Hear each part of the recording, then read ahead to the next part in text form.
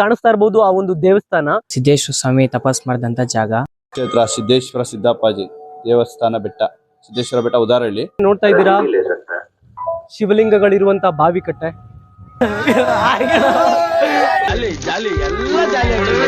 ಎಲ್ಲರಿಗೂ ನಮಸ್ಕಾರ.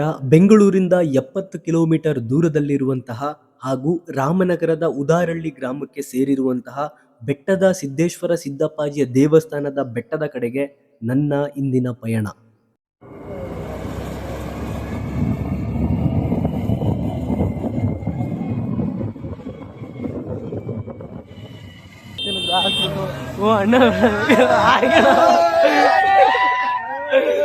ಎಲ್ಲ ಜಾಲಿ ಜಾಲಿ ಜಾಲಿ ಎಲ್ಲ ಜಾಲಿ.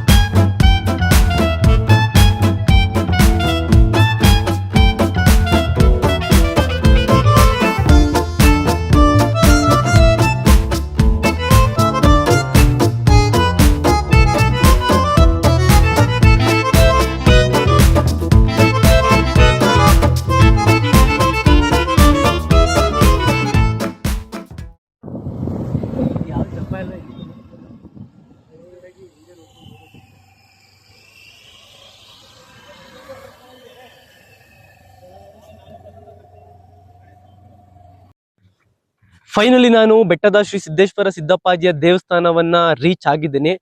ನಾನಿವಾಗ ಬೆಟ್ಟದ ಮೇಲ್ಗಡೆ ನಿಂತ್ಕೊಂಡು ಮಾತಾಡ್ತಾ ಇರೋಂಥದ್ದು. ನೀವು ನೋಡಿದ್ರಲ್ಲ ರೋಡು ಈಗ ರೆಡಿ ಮಾಡ್ತಾ ಇರೋ ಕಾರಣ ರೋಡ್ ಆ ರೀತಿ ಆಗಿದೆ. ಹಾಗಾಗಿ ನೀವು ಬರೋರಿದ್ರೆ ದಯವಿಟ್ಟು ಸ್ವಲ್ಪ ಕೇರ್ಫುಲ್ ಆಗಿ ಬನ್ನಿ. ಬಂದು ಈ ಒಂದು ದೇವಸ್ಥಾನವನ್ನ, ಈ ಒಂದು ಬೆಟ್ಟವನ್ನ ವಿಸಿಟ್ ಮಾಡಿ ಇಲ್ಲಿ ಒಂದು ಅದ್ಭುತವಾದಂತ ಕ್ಷಣವನ್ನ ಎಂಜಾಯ್ ಮಾಡಿ ಅಂತ ಹೇಳಲಿಕ್ಕೆ ಇಷ್ಟಪಡ್ತೀನಿ.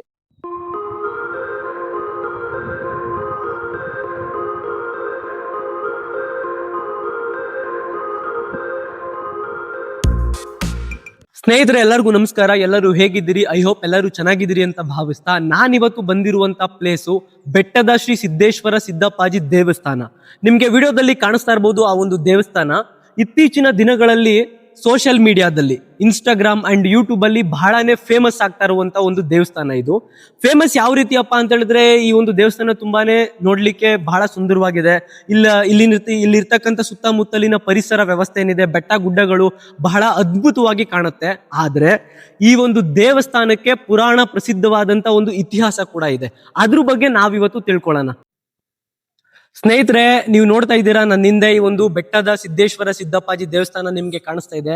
ನಾನು ನಿಮ್ಗೆ ತೋರಿಸ್ತೀನಿ ಇವಾಗ ಈ ಒಂದು ಬೆಟ್ಟ ಸುತ್ತಮುತ್ತ ಇರುವಂತ ಪ್ಲೇಸ್ ಯಾವ ತರ ಕಾಣಿಸುತ್ತೆ ಅಂತ ಹೇಳಿ. ನೋಡ್ಬೋದು ನೀವು, ಸುತ್ತಮುತ್ತ ಬರೀ ಬೆಟ್ಟ ಗುಡ್ಡಗಳೇ ಕಾಣಿಸ್ತಾ ಇದೆ. ಎಷ್ಟು ಅದ್ಭುತವಾಗಿ ಕಾಣಿಸ್ತಾ ಇದೆ ಅಂತ ಅಂದ್ರೆ, ನೇಚರು ನಾವು ಈ ತರ ಒಂದು ಸ್ಥಳಗಳಿಗೆ ಬಂದಂತ ಸಂದರ್ಭದಲ್ಲಿ ನಮ್ಗೆ ಒಂದು ಅದ್ಭುತವಾದಂತ ಒಂದು ಫೀಲ್ ನ ಕೊಡುತ್ತೆ.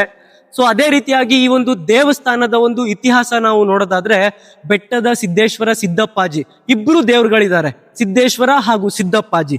ಸೊ ಇಬ್ರು ದೇವರುಗಳಿದ್ದಾರೆ. ಏನಿರ್ಬೋದು ರೀಸನ್ನು? ಸೊ ಅದಕ್ಕೆ ಒಂದು ಪುರಾಣ ಪ್ರಸಿದ್ಧವಾದಂತ ಒಂದು ಇತಿಹಾಸ ಇದೆ. ಅದನ್ನ ನಾನು ನಿಮ್ಗೆ ಮುಂದೆ ತಿಳಿಸ್ತೀನಿ. ಅಲ್ಲಿ ಏನ್ ಕಾಣಿಸ್ತಿದೆಯಲ್ಲ ಅದು ದೇವಸ್ಥಾನ. ಇವಾಗ ದೇವಸ್ಥಾನದ ಮುಂಭಾಗ ಇರುವಂತ ಜಾಗಗಳನ್ನ ನಾವು ನೋಡಿದಾಗ ಇದೇ ಈ ಒಂದು ಬೆಟ್ಟದ ತುದಿ. ಇಲ್ಲಿಂದ ನಿಂತ್ಕೊಂಡು ನೋಡಿದ್ರೆ ನಮ್ಗೆ ಬೇರೆಲ್ಲ ಬೆಟ್ಟ ಗುಡ್ಡಗಳು ಕೂಡ ನಮ್ಗೆ ಕಾಣಿಸುತ್ತೆ. ನೋಡ್ಬೋದು ನೀವು.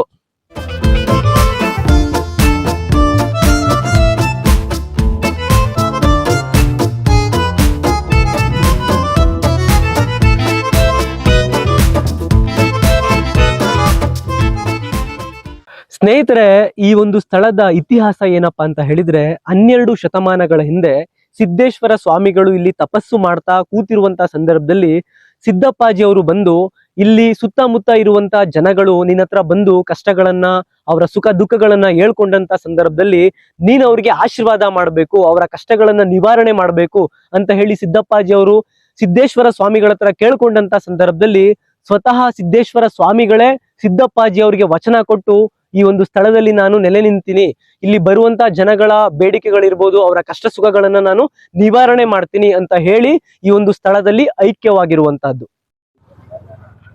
ಸ್ನೇಹಿತರೆ ನೋಡ್ತಾ ಇರ್ಬೋದು ನೀವು, ದೇವಸ್ಥಾನ ಅಲ್ಲಿ ಕಾಣಿಸ್ತಾ ಇದೆ. ಸೊ ನೀವು ದೇವಸ್ಥಾನಕ್ಕೆ ಇಲ್ಲಿ ಎಂಟರ್ ಆದ ತಕ್ಷಣ ಈ ತರ ಪಾರ್ಕಿಂಗ್ ಇದೆ. ದೇವಸ್ಥಾನದ ಹತ್ರ ಹೋಗ್ತಾ ಇದೀವಿ. ನೀವು ನೋಡ್ತಾ ಇರ್ಬೋದು ಈ ದೇವಸ್ಥಾನದ ಹತ್ರ ಮುಂಭಾಗದಲ್ಲಿ ನಮ್ಗೆ ಬಾವಿ ಕಟ್ಟೆ ಕಾಣಿಸುತ್ತೆ. ನೋಡ್ತಾ ಇರ್ಬೋದು ಈ ಒಂದು ಬಾವಿ ಇದೇ ಶಿವಲಿಂಗಗಳಿರುವಂತಹ ಒಂದು ಬಾವಿ ಕಟ್ಟೆ. ಹತ್ರ ಹೋಗಿ ನೋಡೋಣ. ಸ್ನೇಹಿತರೆ ನೋಡ್ತಾ ಇದ್ದೀರಾ ಶಿವಲಿಂಗಗಳಿರುವಂತಹ ಬಾವಿ ಕಟ್ಟೆ.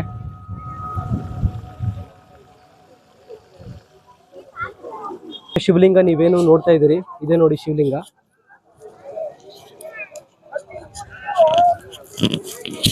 ಇದು ದೇವಸ್ಥಾನ ಮುಂಭಾಗ ಇರುವಂತದ್ದು.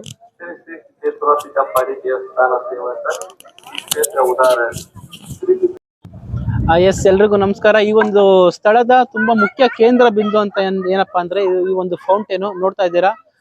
ಇದು ನೋಡ್ಲಿಕ್ಕೆ ಸೇಮ್ ಲಿಂಗದ ರೂಪದಲ್ಲಿ ಇದನ್ನ ಪ್ರತಿಷ್ಠಾಪನೆ ಮಾಡಿದ್ದಾರೆ. ಈ ಒಂದು ಬಾವಿಯ ಪ್ರಾಮುಖ್ಯತೆ ಏನಪ್ಪಾ ಅಂತಂತಂದ್ರೆ, ಯಾರಾದ್ರೂ ಆರೋಗ್ಯ ಸಮಸ್ಯೆ ಇರೋರು ಇಲ್ಲಿ ಬಂದು ಅರಸ್ಕೊಂಡು 3 ಟೈಮ್ಸ್ ಈ ಒಂದು ನೀರನ್ನ ಹಾಕ್ಸ್ಕೊಂಡ್ರೆ ತುಂಬಾ ಜನಕ್ಕೆ ಉದಾಹರಣೆ ಇದೆ, ಅವ್ರಿಗೆ ಆರೋಗ್ಯದಲ್ಲಿ ಚೇತರಿಕೆ ಕಂಡಿದ್ದಾರೆ, ಗುಣಮುಖರಾಗಿದ್ದಾರೆ ಅನ್ನೋದು ತುಂಬಾ ಒಂದು ವಿಶೇಷವಾದಂತ ಸ್ಥಳ ಇದು.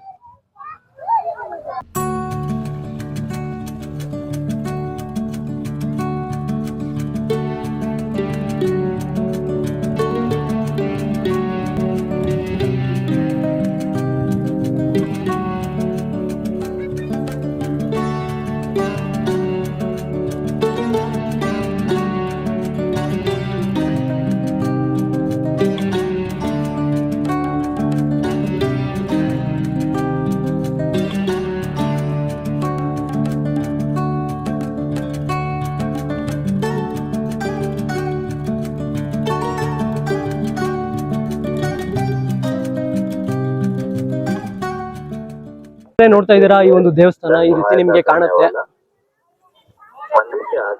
ನೋಡಿ. ಬಸವಪ್ಪ ಈ ಒಂದು ದೇವಸ್ಥಾನದ್ದು. ಯಾರು ಇವ ಪಾಪ ಇಲ್ಲಿ ಯಾರೋ ಒಬ್ಬ ದಾನಿಗಳು ಇಲ್ಲಿ ಕಾರಲ್ಲಿ ಬಂದ್ರಂತೆ.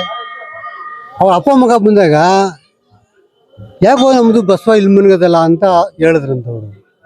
ಅವಾಗ ಈ ಅಪ್ಪ ಹೇಳಿದ್ನಂತೆ, ಇದು ಇಲ್ಲಿ ಅದು ಇಲ್ಲಿ ಸೇರ್ಬೇಕಪ್ಪ, ತಂದು ಬಿಟ್ಬಿಡು ಅಂತ ಹೇಳಿದ್ರಂತೆ.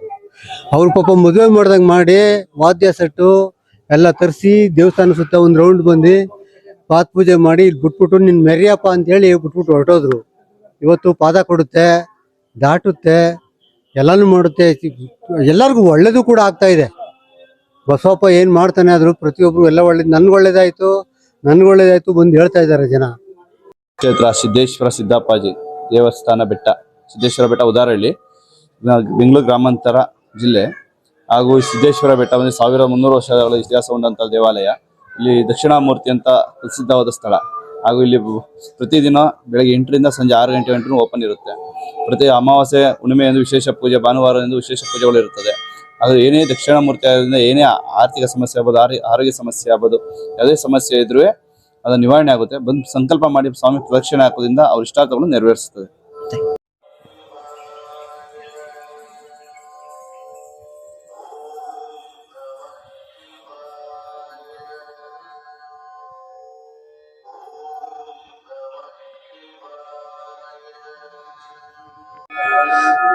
ಈಗ ನೀವೇನ್ ನೋಡ್ತಾ ಇದ್ದೀರಾ, ಇದು ಸಿದ್ದೇಶ್ವರ ಸ್ವಾಮಿಗಳು ತಪಸ್ಸು ಮಾಡಿದಂತ ಹಾಗೂ ಐಕ್ಯವಾದಂತ ಸ್ಥಳ.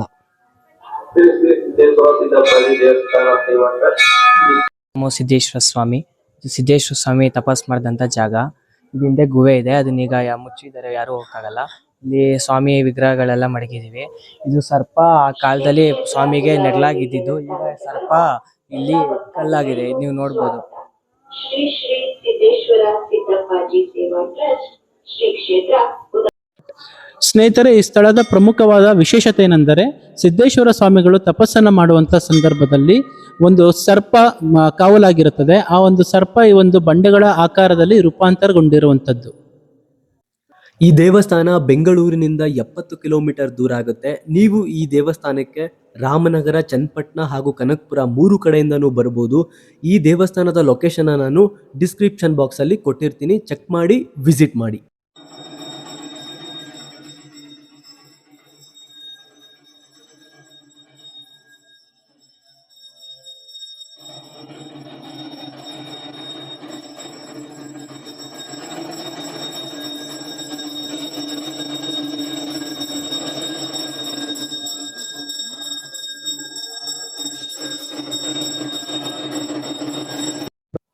ಸ್ನೇಹಿತರೆ, ನಾವು ಬೆಟ್ಟದ ಶ್ರೀ ಸಿದ್ದೇಶ್ವರ ಸಿದ್ದಪ್ಪಾಜಿಯ ದೇವಸ್ಥಾನದ ಬೆಟ್ಟದ ತುದಿಯಲ್ಲಿ ನಾವೀಗ ನಿಂತ್ಕೊಂಡು ಮಾತಾಡ್ತಾ ಇದೀವಿ.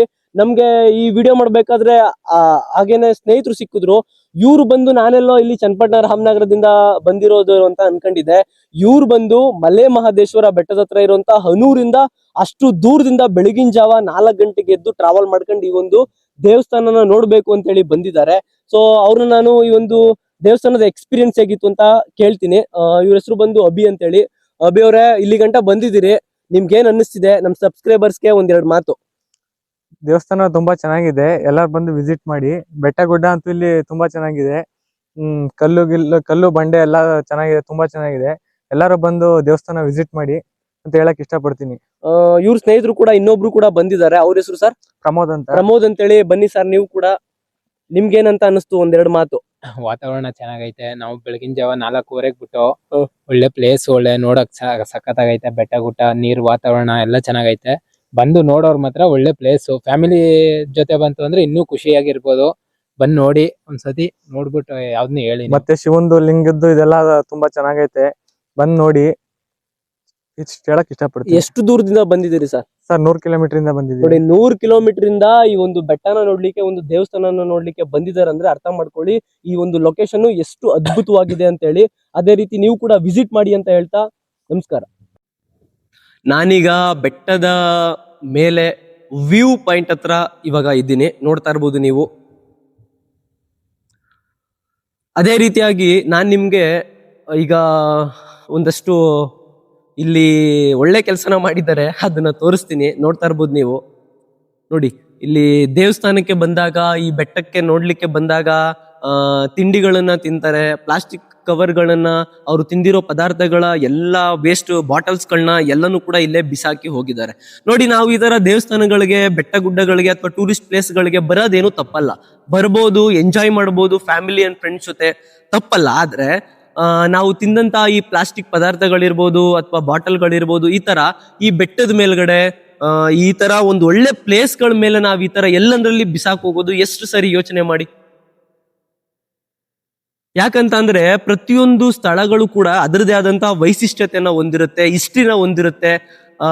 ನಮ್ ತರನೇ 100 ಜನ ಬರ್ತಾರೆ, ಅವ್ರಿಗೂ ಕೂಡ ಬಂದಂತ ಸಂದರ್ಭದಲ್ಲಿ ಏನಾಗ್ಬೇಕಂದ್ರೆ ಖುಷಿ ಆಗ್ಬೇಕು. ಇಲ್ಲಿರುವಂತ ದೇವಸ್ಥಾನ ನೋಡಿ ಅಥವಾ ಬೆಟ್ಟ ಗುಡ್ಡಗಳನ್ನ ನೋಡಿ ತುಂಬಾ ಖುಷಿ ಆಗ್ಬೇಕೇ ಹೊರತು ಈ ತರ ಅವರು ಬಂದಾಗ ಈ ತರ ಪ್ಲಾಸ್ಟಿಕ್ ಬಾಟಲ್ಗಳು ಎಲ್ಲಂದ್ರಲ್ಲೇ ಬಿಸಾಕಿರೋದು, ತಿಂದಿರೋದನ್ನ ಎಲ್ಲಂದ್ರಲ್ಲೇ ಬಿಸಾಕಿರೋದು ತಪ್ಪು.